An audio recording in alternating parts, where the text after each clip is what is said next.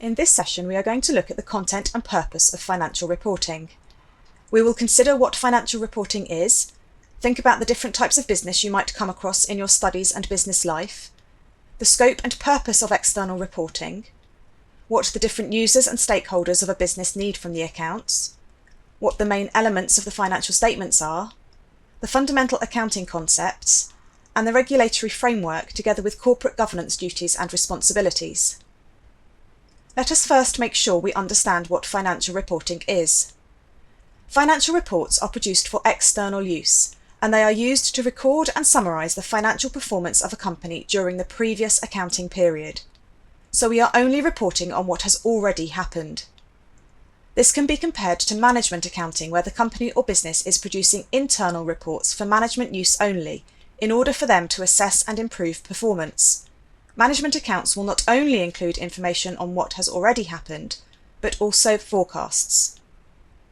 These external financial reports provide crucial information for the company's shareholders and other stakeholders. We will cover what stakeholders are and what information they gather from the financial reports on the coming slides.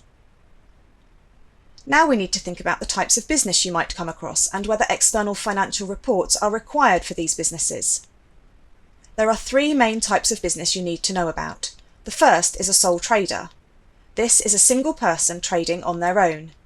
They are both the owner and the manager of the business. They may have employees, but the sole trader runs and owns the business. The next type of business to think about is a partnership. You can think about this as two or more sole traders working together to run the business. All of the partners will also be owners of the business. So in this case, there are a number of owner-managers for the business. The partners will share in the profits and losses of the business, and they are all jointly liable for debts within the business. The final business type is that of a limited company. In this instance, the owners of the company, called shareholders, are not the people managing the company. The directors will manage the company on behalf of the shareholders. It is the limited company that we are going to focus on for the remainder of this video, as it is only these limited companies who are required to produce the external financial reports that we are covering here. When the directors of a company are producing external reports, they need to ensure that they follow the conceptual framework that underpins this. This conceptual framework is made up of four main areas that we will go through in turn over the coming slides. These are the objectives of external reporting, the qualitative characteristics of external reporting, how we define, recognise and measure the figures being reported, and the impact of the accruals and going concern concepts on the figures being reported. The objectives of the external reports are basically to enable the readers of the accounts to make decisions.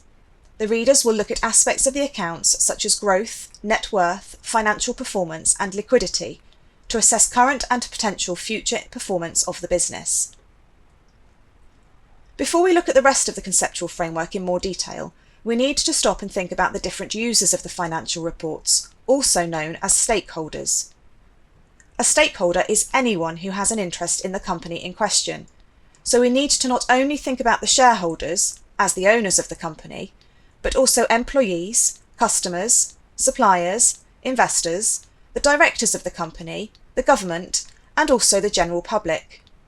Each of these parties will have a different reason for reading the financial reports of the company, as they each have different relationships with the company. If we start with the shareholders.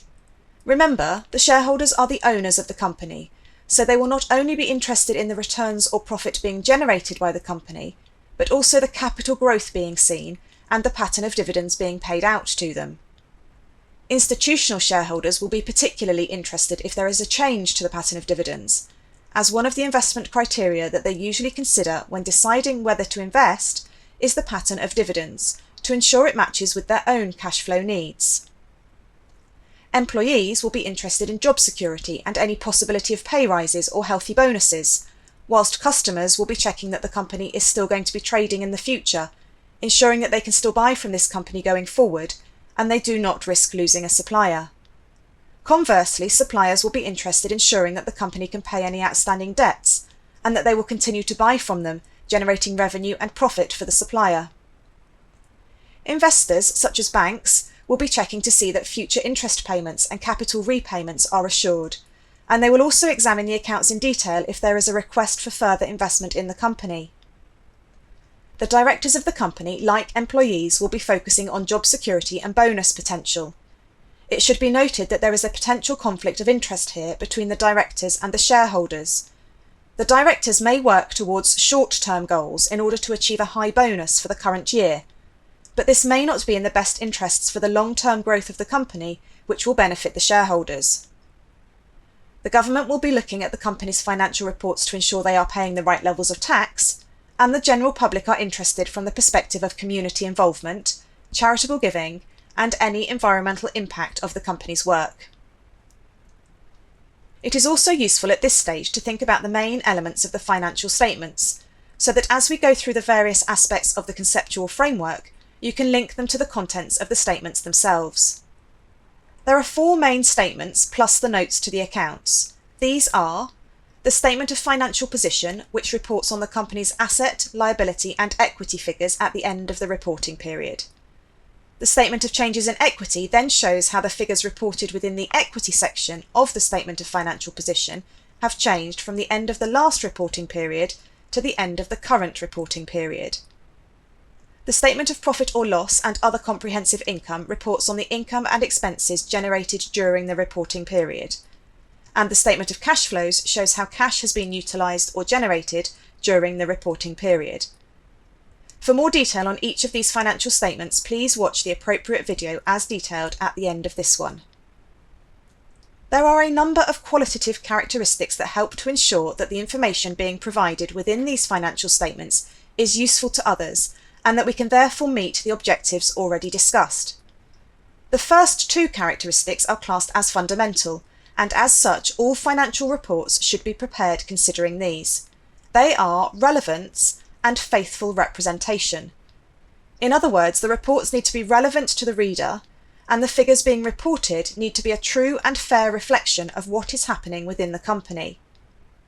We can further enhance the financial reports by ensuring that the reports are comparable year on year and between companies, that the figures can be verified, that the reports are produced on a timely basis, and that the readers of the reports can understand them.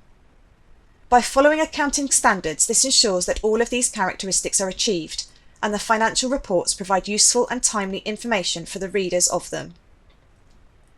In order to ensure that the figures stated within the financial statements are reported in line with the qualitative characteristics we have just run through, we need to think about how we define, recognise and measure these figures so that all companies are consistent in the way they report the figures, and that all figures are a faithful representation of the position the company is in.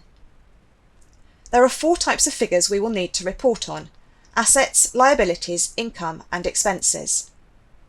An asset can be defined as a resource owned by the business that gives rise to future economic benefits, whilst the liability is a present obligation as a result of a past event which will lead to the economic benefit passing from the business in question to another party. In the case of assets and liabilities, we need to ensure that they are recognised and measured based on the prudence concept, which basically means that we should never overestimate assets or underestimate liabilities. In the case of assets, we must ensure that costs and book values are compared to net realisable value or market values and report to the assets at the lower of these figures. For liabilities, we must ensure that all potential and probable obligations are reported.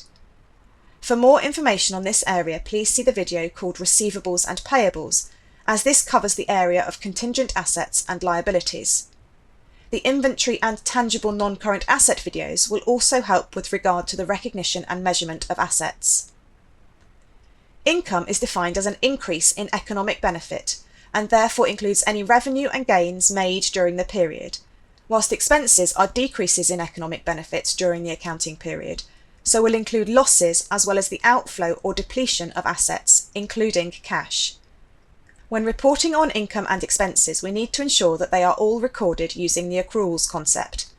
More details on this concept can be found on the video Accruals and Prepayments.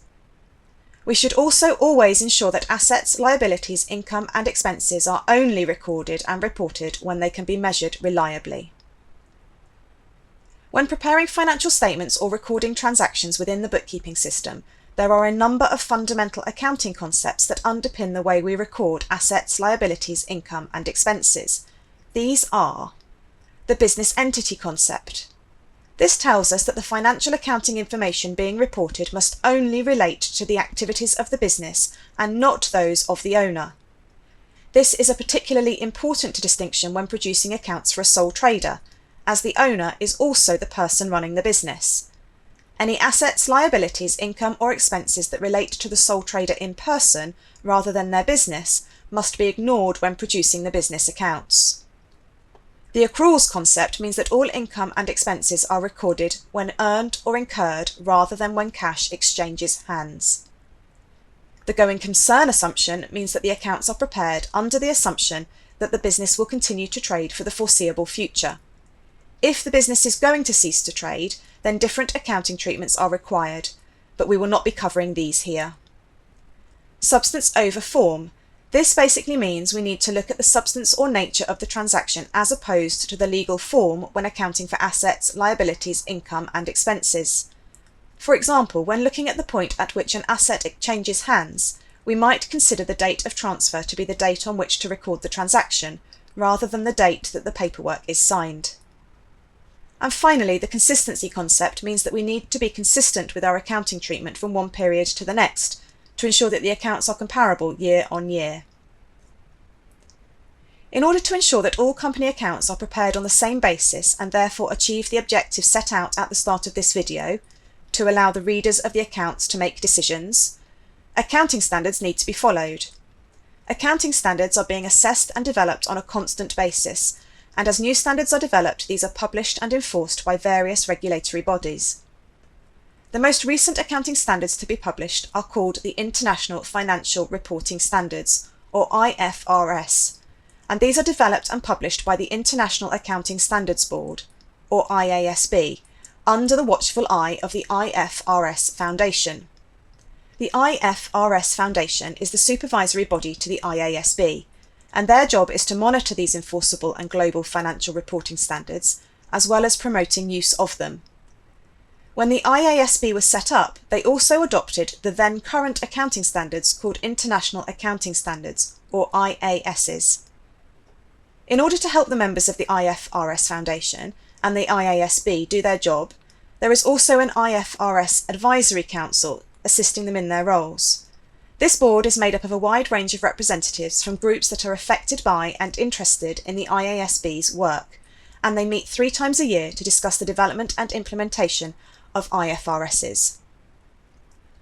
The final area we need to look at with regards to the content and purpose of financial reporting and the wider management of the company on behalf of the shareholders is corporate governance. Corporate governance is described by the Cadbury Report of 1992 as the system by which companies are directed and controlled. What this means is that there are mechanisms in place to monitor and ensure that the directors of the company manage the resources of the company for the benefit of the shareholders and in the interests of all other stakeholders.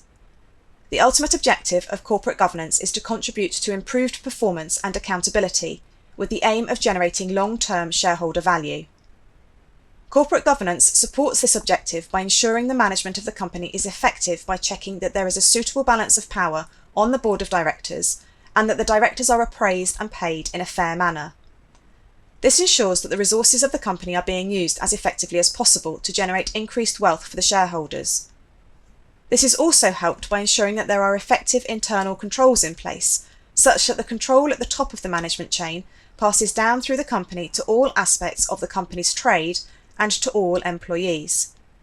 The directors should be made directly responsible for these internal controls and for managing any risks faced by the company.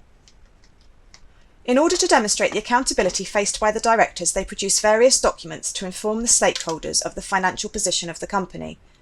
The most important of these are the financial statements, which need to be audited by an independent external party to prove that the financial statements are a true and fair reflection of the financial position of the company. The auditors will check the various controls that the directors have put in place to ensure that all transactions during the accounting period are identified, recorded, and summarised appropriately, and that any fraud would be detected by the controls. There are a number of videos as listed here that go into more detail on some of the areas covered in this video.